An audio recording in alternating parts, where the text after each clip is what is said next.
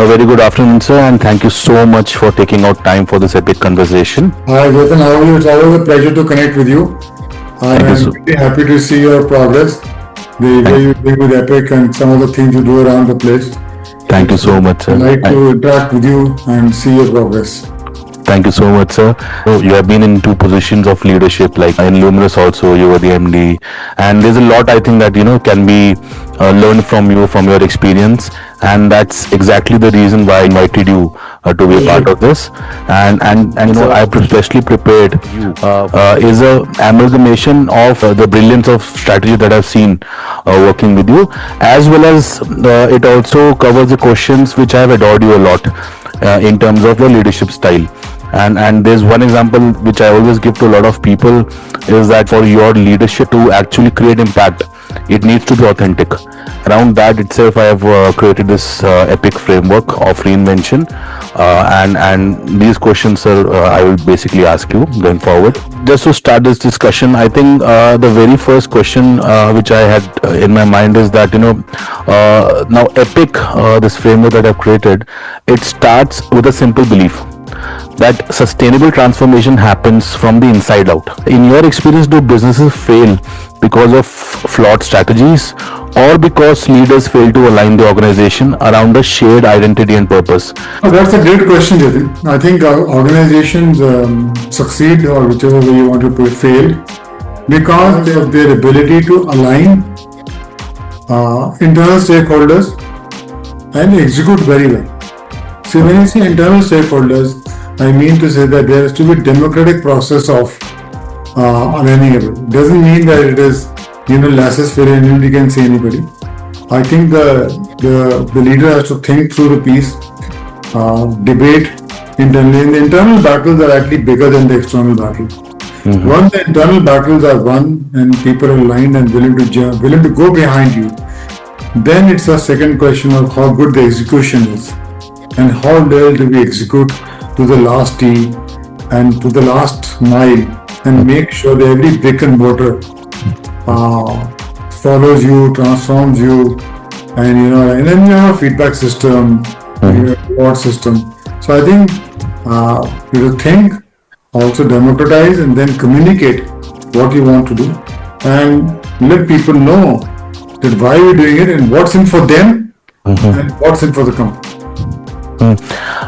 So when you so basically so when you just answered that in terms of internal alignment first, so you mean internal alignment in terms of the organizational identity at its own, or is it internal alignment in terms of all the leaders getting together and then creating that alignment? I think it's the internal leaders getting to it because they're going to communicate down the line why we're doing what we're doing, how we're doing, why we're doing A and not doing B. And I think that process has to be followed. That doesn't mean that you don't have a thought, you have a thought. And as we go along, some of the thought may mean a little bit of adjustment to make sure that the success is ensured.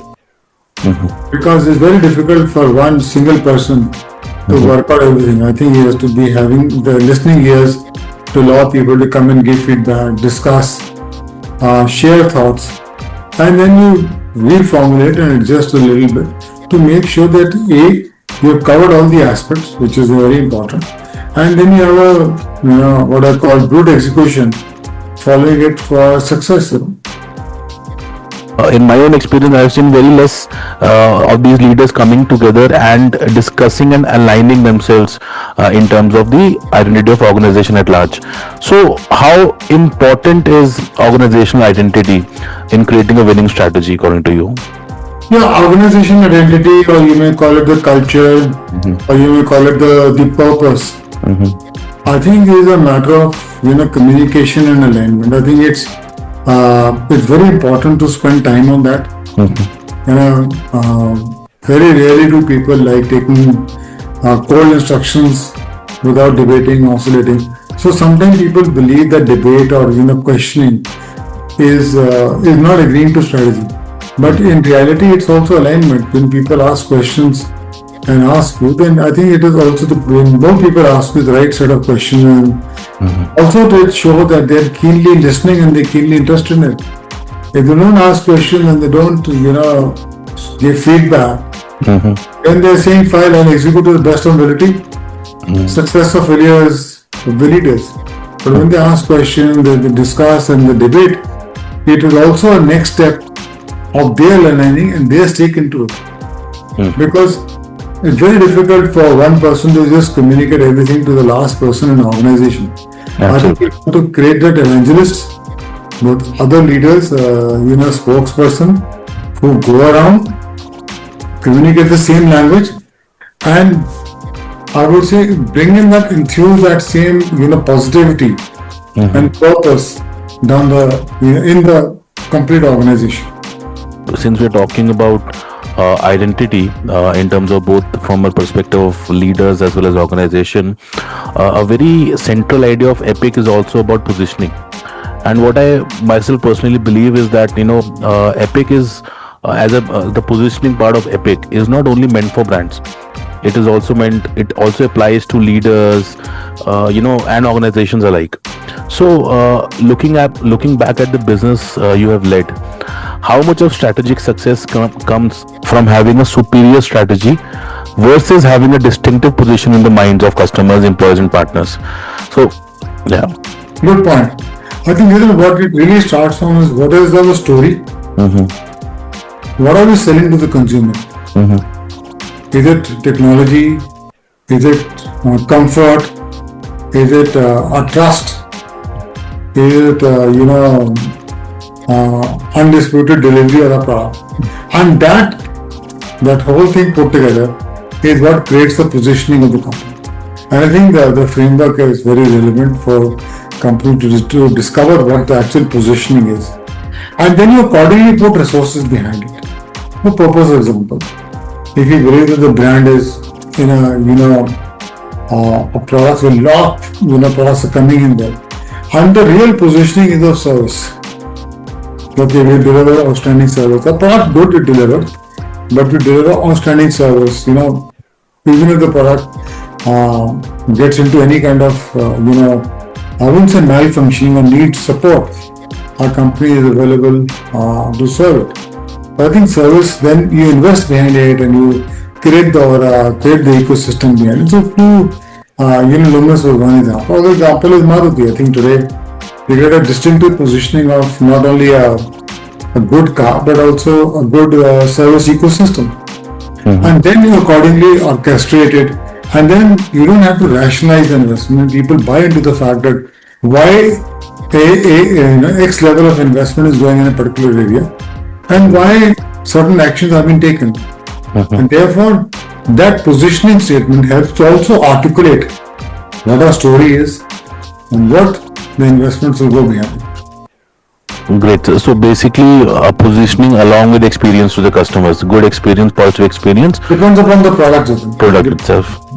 So, somewhere down the line, we are actually relating the positioning towards the core existence of the company. In a way, yes. If you say that, okay, because positioning could also change over a period of time. That's right. The environment can change, technology can change. You say, okay, now our product was only giving X, now our product gives Y. And depending upon consumer insights and technology both coming together, the positioning statements together, and the EPIC platform would allow the consumers to do so. So the positioning is well articulated, and not that every 6 months you review positioning, maybe 2-3 years. When there is a significant change in the consumer behavior or in technology or in the delivery of the product, you go back and relook at the positioning, because the positioning also determines the communication, resource allocation, and the ethos of the company. Form a very great sequence of how businesses actually operate. So, for example, to start with, the company starts operating from its existence, it creates its positioning, and then the identity is formed. Then the company communicates to a customer, and then they form their own community of customers, right? And it is also why it's a derivative, of course, that this community, which stands at the bottom of the pillar, not say bottom, but the last of the pillar, that's community, it somehow is also reflecting back to your existence. So It's actually not a one-way EPICC. It's actually a loop, wherein this community is actually feeding back to the existence of the company, which taking that feedback is transforming or evolving its positioning, which suits the what do you call, the change in environment, the change in consumer preference, and so on. And so it becomes a continuous loop of transformation, reinvention, and everything. Very true, very true. So I think all great organizations have good listening ear to the consumer. And sometimes there are met needs and there are unmet needs.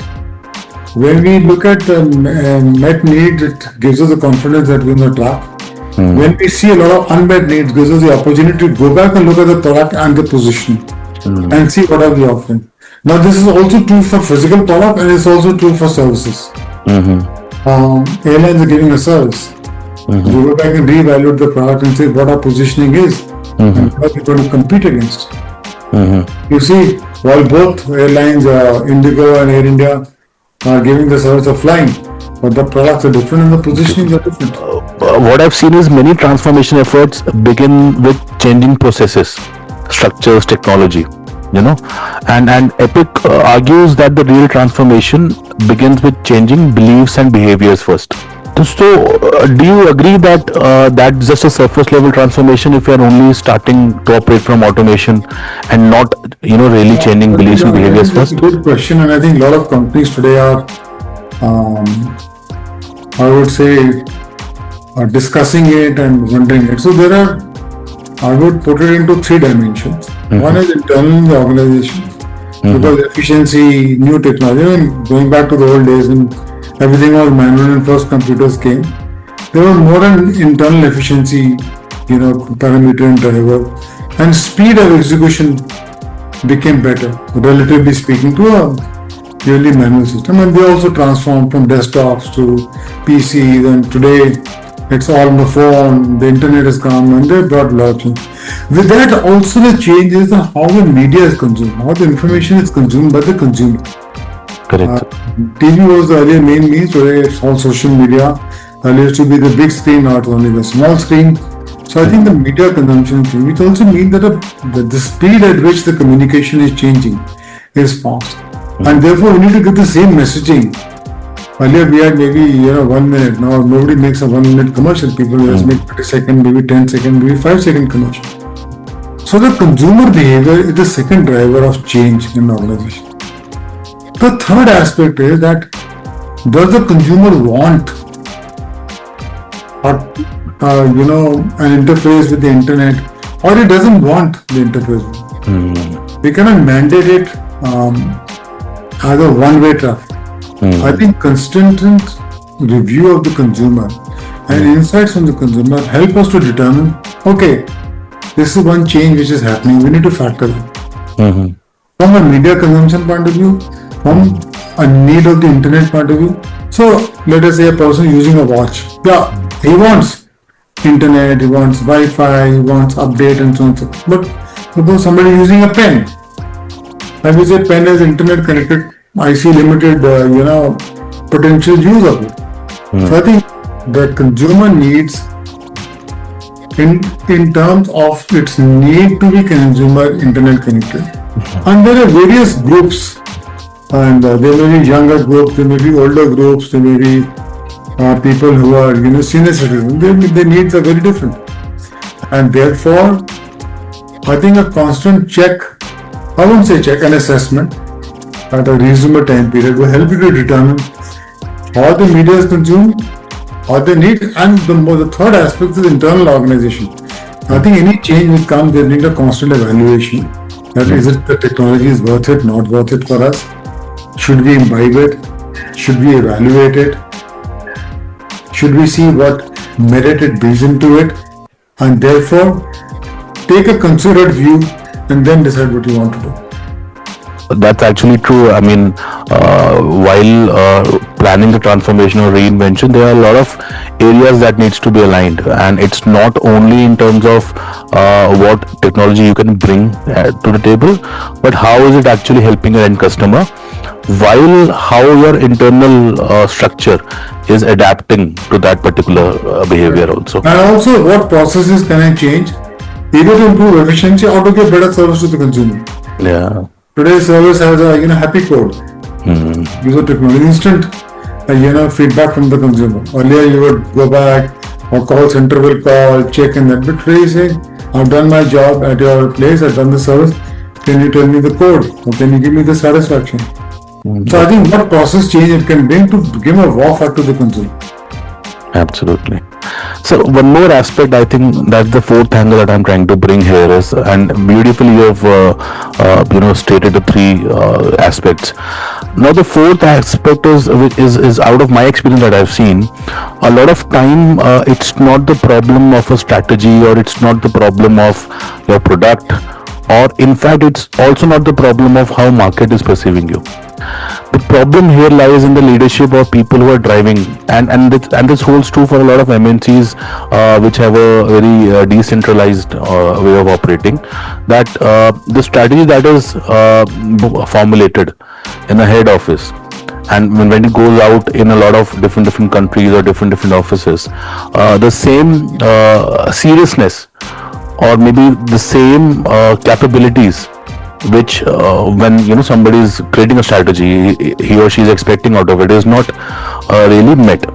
So can this fourth angle, because whenever a lot of brands have trying to do pattern recognition, when they look at inside out transformations or reinvention, the very first thing or maybe the fourth thing that they see is that is there internal team alignment in a way needs a transformation or reinvention.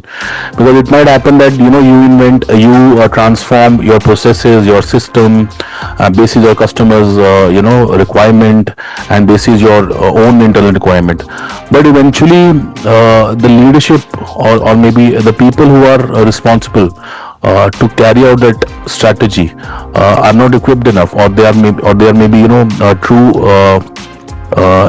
insecure. I will use a very strong word here, insecure, especially in organizations wherein a lot of the culture is so stagnant and so this thing hierarchical. So what do you think about that? Can that be a fourth aspect of why a company should actually reinvent as well? So I think process change is an important step of an organization's growth. So I remember long time ago when you first gave laptops to the sales team, half of them didn't know how to open it. That doesn't mean that they didn't require it. So there will be an early adopters, then there are people who will adopt, and then there will be people who will come towards the end. A lot of people said I can manage without it. Today, if you have a sales team and don't have a laptop, people say how am I going to operate for the next one? I mean, there are companies who first have the laptop ready before the employee joins, so that they know that the guy is efficient from day one. I think change is not an easy process. Yeah, it has to be imbibed, and organizations have to give time, not unreasonable time, not endless time, for everybody to jump onto it and adopt it. But I think once an organization believes that is important to us, then I think it has to find the ways and means for adoption across the company. So many leaders struggle between being authentic and adapting to what role demands. In your experience, how does a leader remain true to themselves while continuously evolving through different industries, teams, and leadership positions or responsibilities? So, Jitin, you have touched a very important topic called situational leadership. So, a leader will adapt himself to the situation while the core remains the same. The core values remain the same. But I think it's important for a person to realize that in a situation, something has to change. Either my means of communication or my expectations or the way I want to bring change. So, for example, a country's leader, if there's a war situation, is going to behave differently. That doesn't mean the leader has only got that facet of demonstration. Then there will be peacetime. Then there will be a different situation. So I think for situational leadership is an art and a science to be learned by leaders. That doesn't mean that the core changes, the values change. The core values remain intact and should remain intact, and that's what makes leaders a leader. But situationally, they have to change to be able to give impact to this situation. That doesn't mean that the leader is different in one situation and leader is different in another situation. Situational leadership is very important, and that's what makes leaders different, successful in different situations, and they adapt to the situation. So I'm in love with this word actually, situational leadership, because while I was creating this epic for authentic leadership, I was very confused about the word positioning, because from a brand perspective, positioning is different, but from a case of authentic leadership, I think the positioning here is not how you are positioning in front of the world, like how a brand does. Position is what position you take basis upon the situation at hand, while not neglecting the existence. And that's exactly how you meant, because you don't have to change your values. For example, maybe when we look at great leaders, and and very contradictory to what LinkedIn proposed, that you have to be a great leader, you have to be a very empathic leader.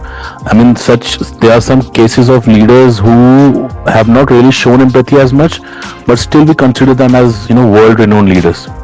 So it's not only about showing empathy to team, but also creating something where a larger audience can benefit out of it. Like Steve Jobs, he created Apple, but he is not considered to be a good leader, or maybe a manager's manager, right? But what he created, it was a boon to the entire humankind. And what I loved about reading these patterns and these leaders, like Satya Nadella is one leader I really admire a lot. One is Steve Jobs, and there is Elon Musk. The three all have their different patterns, but they give impact a lot, because one thing they have kept central is their existence, like their value. Like you beautifully said, you have to be consistent with your value, you have to be consistent with your strengths, your principles, and you basically evolve basis the position or the situation at hand. So you have often spoken about talent, mentorship, and leadership development. Looking back, do great companies win because of great strategies, or because they consistently build great leaders? Both. Jitin, first of all, you need a good strategy. And to execute the good strategy, you need good leaders, good system, good culture, and developing talent over a period of time. So in short, sir, I think the biggest strategy is developing all these into a strategy. Absolutely. It's like a total, ecosystem. Rule book, or which is the whole ecosystem has to come together. Especially in today's world and the future world, like how technology and AI is reshaping organizations. What leadership qualities do you believe will become more important? I think I don't think the leadership qualities will disappear, or depends upon in what arena you are. Suppose you are in a high-tech zone, you will have to continuously keep yourself updated of the changing technology. That doesn't mean every technology that comes you need to bring into the organization. But listening here to say, okay, I go and evaluate what it makes sense, I take it for the company, I continuously evaluate. But I think the leadership qualities will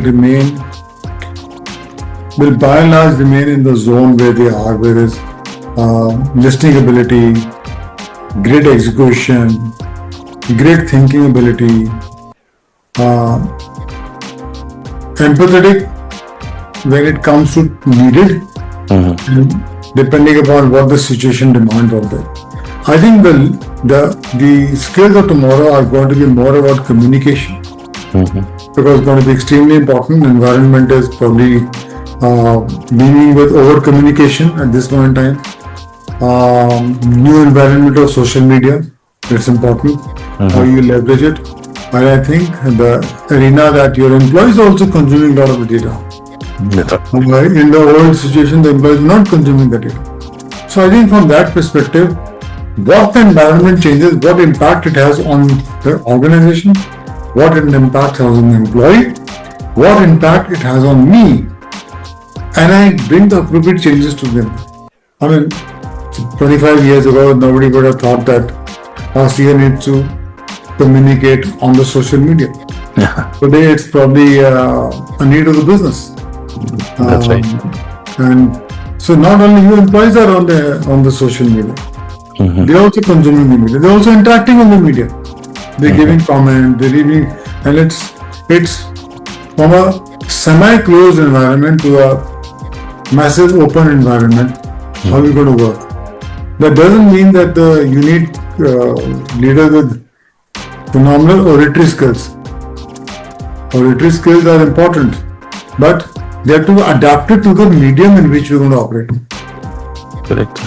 And so this also brings me into a question which few of the viewers who might be there has been something in the mind that especially with these current job losses and disruption happening, a lot of is thought from an employee's perspective, that okay, people are losing jobs and everything. It's tough for them, definitely, but what I think it's tougher for leaders to let go also, especially to take this decision of letting go. So in such scenario, in such situations, how do you think leaders should operate? So I think I've always believed that you have to take a decision. So one is the decision, how you execute the decision. There are two pieces to it. You have to be fair and also seem to be fair. So what is good for company, what's good for employees, and what's good for me is a sequence which is probably the best. So if the organization means that what is good for the company, that some people have to be given an option to pursue a different career path, and it's good for the balance part of the employees, I think the decision has to be taken. And what you do with employees you want to give them a different career path, is very important. How you discuss it, how you give them opportunities, how you train them to get into the world which is going to be a little different from what they have operated upon. And make sure that each of the pieces is executed very well. So many mergers happen, many executions happen, many integrations happen. But the success lies in how do you manage the change. And the third piece is what's good for me. And I think if this conflict is not there, then I think the second principle being what is fair and what is seen to be fair is both important. And if you blend the two together, then probably you'll be able to manage and walk through many of the difficult situations.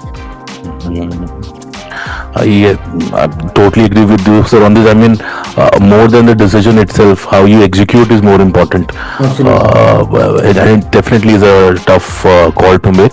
So from a strategy point of view, the same question I would want to ask you from a strategic point of view. In the age of technology and AI, how are strategies changing from what it used to be? That's the first question. And second part is, you think in the name of upcoming technologies, should foundations be ignored or maybe worked upon? I think there are three aspects to it. One is, can these technologies be brought in to make me far more efficient? Because that's a continuous endeavor. That's right, sir. I'm not operating in a closed environment and operating with, and here's the technology is helping me to perform better and increase my speed of execution. And can it help me to take my cost or improve my value to the consumer? I think it's a constant evaluation. That's point number one. Point number two, can these new technologies help me to augment my product and change my positioning, and is the consumer asking for it, or I believe that the consumer will be better off with this? Both questions. And the third is, all the technologies and all changing my consumers' consumption pattern of media and how they're using the product. So I think the three come together, and you evolve a strategy. Then you say, okay, maybe I move piece one first, second piece, and third piece, or I move the three together, or I do it. But I think the openness to look and review technology is very important. I think that's a given, and it's not something new. Factory automation, coming of desktop, and the companies have adopted it. That's It's right. not that for suddenly for a period 20 years nothing happened and suddenly everything is happening in 10 years. Correct, Companies sir. have adopted it, companies have changed about it. From means of transportation, everything. So I think as long as organization and leaders are open to it and willing to look at the ideas, it will happen. Great, sir. And so, if you want to give an advice to people who are starting up, or want to start a brand, or who are starting a company, let's say any company, be it B2B or B2C. So, from the perspective of strategy and from the perspective of leadership, what advice would you want to give? I think first get your product correct. It's a highly well-developed market in India. I'm talking specifically to India. Many products have come, a lot of work has happened. It's a large market, both from India-specific companies and even there are foreign companies who come in there. Get the product correct. Spend some time on your positioning. Spend some time on consumer execution and write out your differentiation, what you're going to bring to the table. Then think how you're going to execute it. What's the kind of people you will require, who will execute it, and therefore the two have to come together. I don't think A is important, B, but A without B or B without A, very difficult to prove success. Great.